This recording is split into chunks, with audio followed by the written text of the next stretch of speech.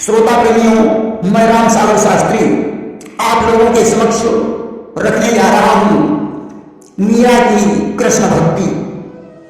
देखिए, मीराबाई का जन्म राठौर घराने के राजवंश में जोधपुर राज्य के अंतर्गत आने वाले मेड़ता ग्राम में हुआ था।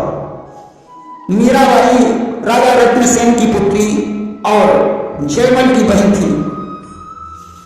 किन्नीर तो जन्म भूमि झूमी हित नयन लगे, पगे गिरधारी लाल पिता के ही धाम में। राणा कर सगाई भई कई ब्याह सामान ही, गई मति बूढ़ी बाड़ी रे घनश्याम में। अभामर परत मन सांवरे समूप माझ, तांबरे सियावई चलिबे गोपति ग्राम में। पूछे पिता माता पटयाभरण लीजय, लोचन भरत नीर का काम दाम में। मीरा को बचपन से ही गिरधर लाल से प्रेम था, क्योंकि एक बार मेड़ता ग्राम में किसी लड़की वाले के यहां बारात आई। मीरा उसमें 5 वर्ष की थी। राजमहल में गिरधारी लाल का मंदिर था। उसकी खिड़की से झांक कर मीरा ने लड़की के दूल्हा को देखा और अपनी माता से पूछा, मेरा दूल्हा कहां है? माता ने गिरधारी लाल की तरफ देखकर हंसते हुए कहा, यही तुम्हारे दूल्हा है। उसी क्षण से मीरा जी की आंखों में गिरधारी लाल समा गए। अब तो मीरा जी गिरधारी लाल को सदैव अपने साथ रखने लगी। उन्हीं के साथ बैठकर खाती थी, उन्हीं के साथ सोती थी। उनके मुख से हरदम यही शब्द निकलते थे कि है तेरी ही सारी चीजें, तेरी चीजें मेरी। तू है मेरा प्यारा गिरधर, मैं हूं प्यारी तेरी। धीरे धीरे मीरा विवाह की योग्य हो गई। मेवाड़ के राणा साना के पुत्र भोजराज के साथ उनकी सगाई हो गई। मेवाड़ से बारात आई। भांवर के समय मीरा ने गिरधारी लाल की मूर्ति मंडप के नीचे रख दी और भोजराज के साथ भांवरी डाली दी। अब भला जिसने विवेक का लहंगा पहना हो, ज्ञान की साड़ी धारण कर ली हो, जो प्रेम के रंग में रंगी हो, भजन का जिसने सुरमा लगा रखा हो, उस बैरागिन का विवाह लौकिक पुरुष के साथ कैसे हो सकता है? मीरा की विदाई का जब समय आया, चलते समय मीरा बार बार बेहोश हो रही थी। माता पिता ने कहा, बेटी तुम्हें पद आभूषण माल खजाना जो भी अच्छा लगे ले लो, परंतु दुखी होकर मत जाओ। मीरा जी ने आंखों में आंसू भरकर कहा, मुझे धन आभूषणों की कोई शाम नहीं है। अगर देना ही चाहती हो तो हमारे गिरधर लाल को मुझे दे दो, मैं बिना उनके जीवित नहीं रह पाऊंगी। कि देवो गिरधारी लाल जो निहाल किए चाहूं, और धनमाल सब राखिए उठाई के। बेटी अति प्यारी प्रीति रंग चलो भारी रे, मिली महतारी कहीं लीजिए लड़ाई के। डोला पधराई जब मग सो लगाई चली, सुख ना समाई जाहि प्राणपति पाई के। पहुंची भवन सासु देवी पे गवन कियो, और किया और बल को गठजोड़ो करो भाई के। मीरा जी माता की परम लड़की पुत्री थी। पुत्री की प्रीति देखकर माता ने मीरा को हृदय से लगा लिया, गिरधर लाल को दे दिया और कहा, लो बेटी इन्हें ले जाओ, प्रेम से इनकी पूजा करना। मीरा ने पालकी में गिरधर लाल को रख दिया और नैन जोड़कर बैठ गई। हृदय में बड़ी प्रसन्नता है। गोस्वामी तुलसीदास जी ने मानस में लिखा है कि जाकर जा पर सत्य स्नेह तो सोते ही मिलई न कछु संदेह। मीरा जी ससुराल में पहुंच गई। सासू ने उतार कर अपने पुत्र के साथ गांठ जोड़कर देवी मंदिर में ले गए कि देवी के पुजारी देखो कियो लयो पाई सास बर पे पुजारी पुनि बधू पूजी गाखिए। बोली जो बिकाओ माथ लाल गिरधारी हाथ, और कौन नया एक वही अभिलाषिए। बढ़त सुहाग जाके पूजे ताते पूजा करो, और करो जनी हट ए शीस पायन पे राखिए। कहीं बार बार तुम यही निर्धार जानम, और वही सुकुमार जापे बारी फेरी नाखिए। मीरा की सास ने पहले अपने पुत्र से देवी की पूजा करवाई। इसके बाद मीरा से कहा, बहू तुम भी देवी जी की पूजा करके इन्हें प्रणाम करो।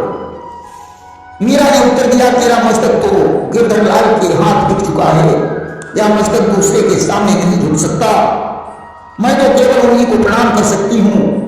सास ने कहा, बहू तुम्हें मालूम होना चाहिए कि देवी की पूजा करने से सुहाग बढ़ता है, इसलिए जिनको छोड़कर देवी जी के चरणों में प्रणाम कर लो। मीरा ने कहा, आप बार बार कहीं चाहे 1000 बार कहीं, मैं देवी के आगे अपना मस्तक कदापि नहीं झुकाऊंगी।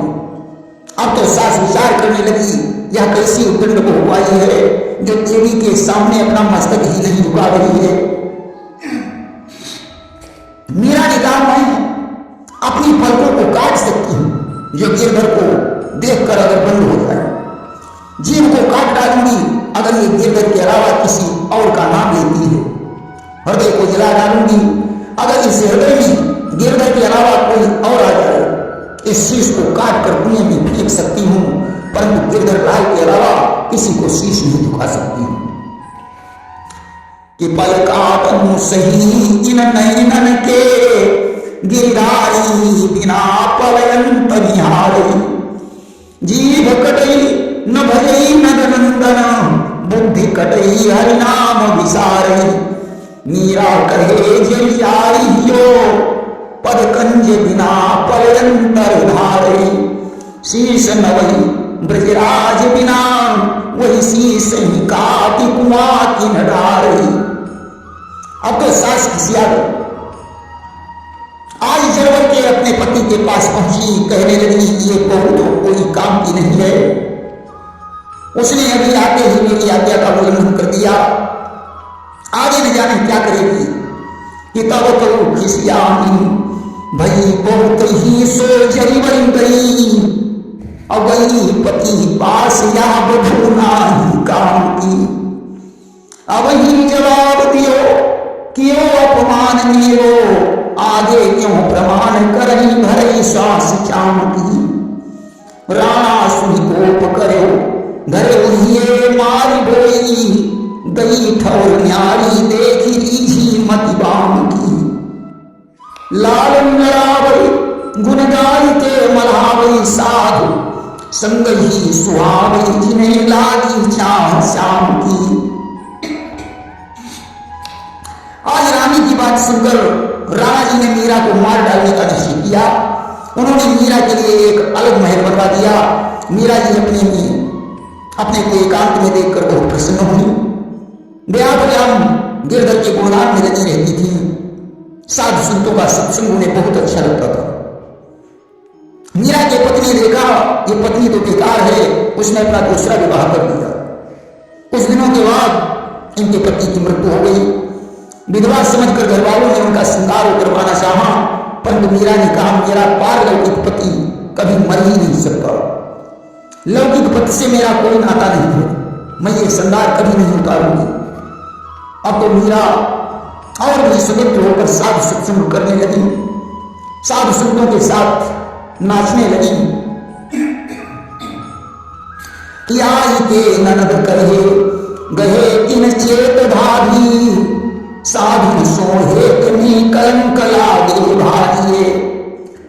राणा देश पति लाजे बाप कुल रति जात, मान दीजिए बात देवी संग निर्वारिये।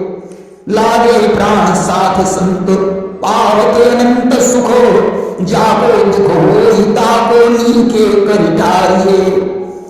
सुन के कटोरा भर गरल पठाई दियो, लियो करिपान रंग चढ़ो निहारिये। मीरा जी को साधु संतों के बीच नाचते गाते देखकर उनकी ननद उदावारी ने जाकर कहा, भाभी तुम्हें कोई शेक नहीं है? साधुओं से प्रेम करने से बड़ा भारी कलंक लग रहा है। देशपति राणा लज्जित हो रहे हैं, तुम्हारे पिता की मर्यादा नष्ट हो रही है, मेवाड़ और जोधपुर दोनों में हंसी हो रही है। इसलिए मेरी बात मानो, इन बैरागियों का साथ छोड़ो। मीरा ने कहा, मुझे संतों के संग से अनंत सुख प्राप्त होता है। जिसको लाज हो, दुख हो, उसे लाज और दुख से छुड़ाओ। मुझे न लाज है न कोई दुख है। अगर तुम लोगों को बुरा लग रहा है तो मेरे पास मत आओ। उदा वापस लौट गई। उसने मीरा जी के शब्द जाकर राणा को सुनाए। राणा ने क्रोधित होकर जहर का एक प्याला मंगवाया और उसमें तुलसी दर डालकर मीरा के पास भिजवा दिया। मीरा उसे भगवान का शरणामृत समझकर पी गई। जहर का प्याला पीकर मीरा के मुखमंडल की कांति और भी बढ़ गई कि गरल पठायो सोतो शीश लय चढ़ायो संगो त्याग विस्वारी ताकि झार ना समारी है। राणा ने लगाओ चल बैठे साधु ढिंग ढालो तभी खबर कर मारूं यही धारी है। राजी गिरधारी लाल तिन्ही सोरंग जाल बोलत हसत चाल कान परी प्यारी है। जाय के सुनाई भई अति चपलाई आयो लिए तलवार बेटीवार खोल न्यारी है। राणा के जहर से मीरा मरी नहीं, उन्हें संतों से और प्रेम बढ़ गया। राणा ने कई सेवकों से कहा, इस समय मीरा एकांत में किसी संत के पास बैठी हो, उसी क्षण आकर मुझे सूचना देना, मैं तलवार से उसका शीश काट लूंगा। एक दिन की बात है, मीरा गिरधारी लाल के साथ एकांत में रसरंग भरी बातें कर रही थी। सेवक ने समझा मीरा किसी बैरागी के साथ प्रेम भरी बातें कर रही है। सेवक दौड़कर राणा के पास पहुंचा। उसने कहा, महाराज महल का दरवाजा बंद है, मीरा हंस कर किसी से बातें कर रही है। आज राणा ने तलवार उठाई और भाग खड़ा होगा। दरवाजे पर पहुंचकर उसने आवाज लगाई, किवाड़ खोल, देखें तो किसके साथ एकांत में रंगरेलियां बना रही है। मीरा ने तत्काल दरवाजा खोल दिया। राणा मीरा से पूछने लगा, वो पुरुष कहां है जिससे वो प्रेम भरी बातें कर रही थी? कि जाके संग रंग भी करत प्रसंग नाना, कहां वो गयो नर बेदी बताइए। आगे ही विराजे कछु तो सो नहीं लाजे, अब देखी सुख साजे आंखी खोल दर्शाइए।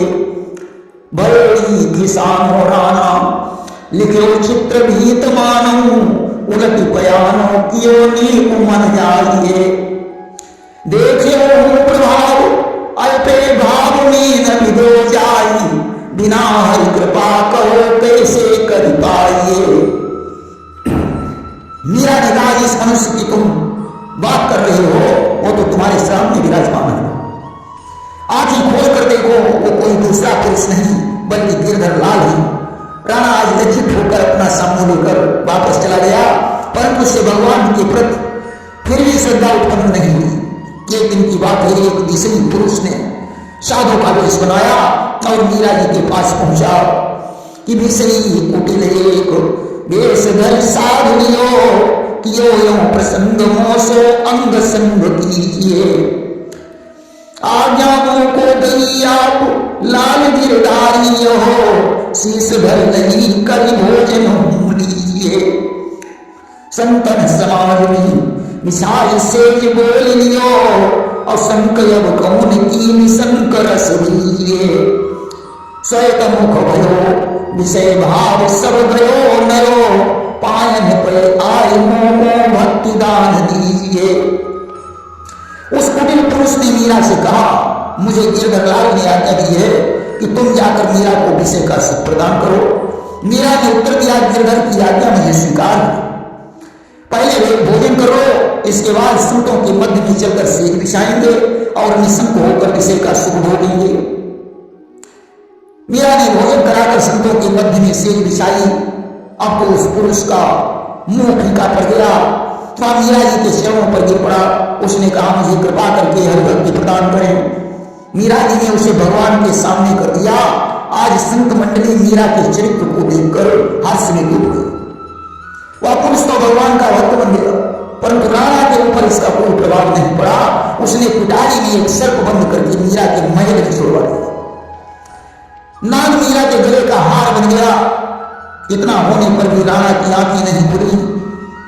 इधर मीराबाई के अद्भुत प्रेम और रूप की सुंदरता सुनकर बादशाह अकबर अपना ऐश्वर्य छुपाकर तानसेन के सहित उनके दर्शन करने आया और गिरधरलाल के सहित मीराबाई का दर्शन करके कृतार्थ हो गया कि रूप की निकाई भूप अकबर मन भाई ये लिए संग तानसेन देखिए को आयो है निरजिन आल भयो सभी गिरधारी लाल पद सुख जाल एक तब चढ़ायो है वृंदावन आई जो गुसाई जो से मिली झिली और पीला मुख देख को पन लही छुटायो है तिया मुख देखिबे को पन लही छुटायो है देखी कुंजलाल प्यारी सुख कुंज भरी धरी उर्माज आप देश बन और गायो है कि देखी कुंजलाल प्यारी सुख कुंज भरी धरी उर्माज आप देश बन गायो है। तानसेन ने एक नवीन पद की रचना करके मीराबाई को अर्पण किया। अकबर ने एक बहुमूल्य हार मीरा जी को समर्पित किया और तानसेन के सहित वापस चला गया। मीरा जी वृंदावन में आए। एक दिन वे गोस्वामी तुलसीदास जी से मिलने के लिए गई। तुलसीदास जी ने कहला भेजा कि मैं स्त्री का मुख नहीं देखता हूं। मीरा जी ने उत्तर भेजा कि मैं तो आज तक गिरधरलाल को ही पुरुष जानती हूं और सब जीवों को स्त्री मानती हूं। आप दूसरे पुरुष कहां से आए हो? वृंदावन तो कृष्णचंद्र का रंग महल है जिसमें राधा रानी निवास करती है। आप अगर पुरुष हैं तो अंतःपुर में निवास करने का साहस कैसे कर सकते हैं? इसकी सूचना राधा रानी को पहुंचानी पड़ेगी। मीरा जी का ऐसा उत्तर सुनकर गोस्वामी तुलसीदास जी स्वयं चलकर मीरा जी के पास आए। दोनों का मिलन और संभाषण हुआ। उन्होंने राणा जी के उत्पीड़न की बात तुलसीदास से कही तो तुलसीदास जी बोले कि जाको प्रिय न राम पय देही और तजिए तारी कोटि पैरी सम यद्यपि परम स्नेही। तुलसीदास जी की सम्मत से वे द्वारका में आ गए कि राणा की मलिन मति देखी बसी द्वारावती रति गिरधारी लाल नित ही लाइए लागी चटपटी भूप भक्ति को स्वरूप जान अवति दुख माही विप्र श्रेणी लई पठाइए देगी लई के आओ मोहो प्राण देगी आओ हो गए द्वार धर्मोदय विनती सुनाइए सुनि बिना होन गई राय रण सोर रूपये सारो राखो ही नहीं बही नहीं पाइए। राणा के बैर भाव से उन्होंने द्वारका में निवास किया। उधर मीरा के चले जाने पर राणा के चित्तौड़गढ़ में बहुत से उपद्रव होने लगे। उस समय राणा को मीरा जी की भक्ति पर विश्वास हुआ। यही सोचने लगा मीरा जी वापस आ जाए। उसने बहुत से ब्राह्मणों को बुलाकर कहा कि आप लोग मीरा जी को निभा लाइए। ब्राह्मणों ने मीरा जी से जाकर कहा कि आप जब तक वापस नहीं चलेंगी तब तक मैं अन्न जल ग्रहण नहीं करूंगा। उस समय मीरा जी रणछोड़ भगवान से विदा मांगकर वापस लौटी और भगवान कृष्ण की मूर्ति के सामने एक गीत गाने लगी कि हे प्रभु जी आपसे मेरी यही है इल्तिजा शरणों से अपने अलग मुझको न दम भर कीजिए बिन तुम्हारे और कोई है न मेरा दूसरा लीजिए अपनी शरण विछुड़न न पल भर दीजिए। मीरा की प्रार्थना पर भगवान ने उन्हें अपनी बाहों में समेट लिया। मीरा कृष्ण की मूर्ति में समाहित हो गई। सारे ब्राह्मण ये दृश्य देखकर चकित हो गए। मीरा जी के अनंतर अकबर ने राणा के राज्य पर अपना अधिकार कर लिया। प्रेम से बोलिए वृंदावन बिहारी लाल की जय।